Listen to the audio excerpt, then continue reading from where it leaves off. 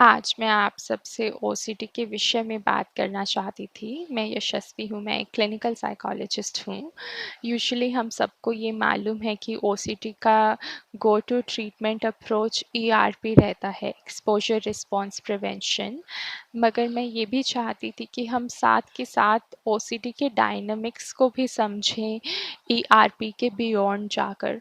जैसा कि ये एक बहुत कॉमन नॉलेज है कि ओसीडी में इंसान की बहुत ही परफेक्शनिस्टिक टेंडेंसीज़ होती है। उसे होता है कि वो सब चीज़ एकदम परफेक्शन से करे। तो हो सकता है अगर किसी को बहुत ही नेगेटिव इमोशंस सो कॉल्ड जैसे कि गुस्सा आता है, उदासी होती है, तो हो सकता है उसे ये महसूस होता हो कि ये इमोशंस फ़ील करना तो एक एम्बैरेसमेंट का काम है। या फिर हो सकता है कि उनको ये लगता हो एक्सट्रीम सिनेरियोज़ में हम ये भी देखते हैं कि अगर मान लीजिए कुछ भी बॉडी से रिलेटेड चीज़ है कि टॉयलेट जाना पड़ गया, तो उससे भी बड़ी घबराहट होती है। तो ऑलमोस्ट कि एक्सेप्टेबल नहीं है कि नॉर्मल ह्यूमन बॉडी तो एक्सक्रीशन भी करती है, नॉर्मल ह्यूमन बॉडी के तो सेक्सुअल इमोशंस, सेक्सुअल नीड्स भी होती है। तो इस तरीके से इंसान ना उसमें अपने आप को बहुत ही आधा अधूरा बना लेता है।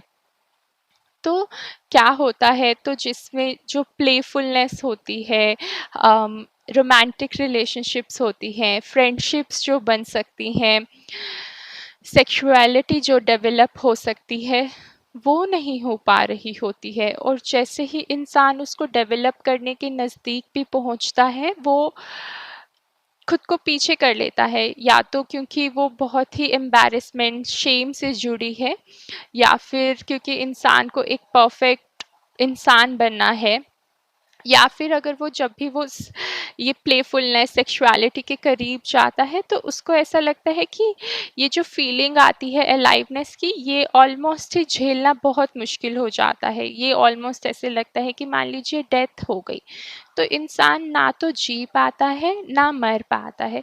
तो इसके बीच में वो झूलता रह जाता है। वो ना तो ढंग से ज़िंदगी व्यतीत कर पा रहे हैं, ना ही वो अच्छे से मर भी नहीं पा रहे, तो उसी में वो झूलते रह जाते हैं।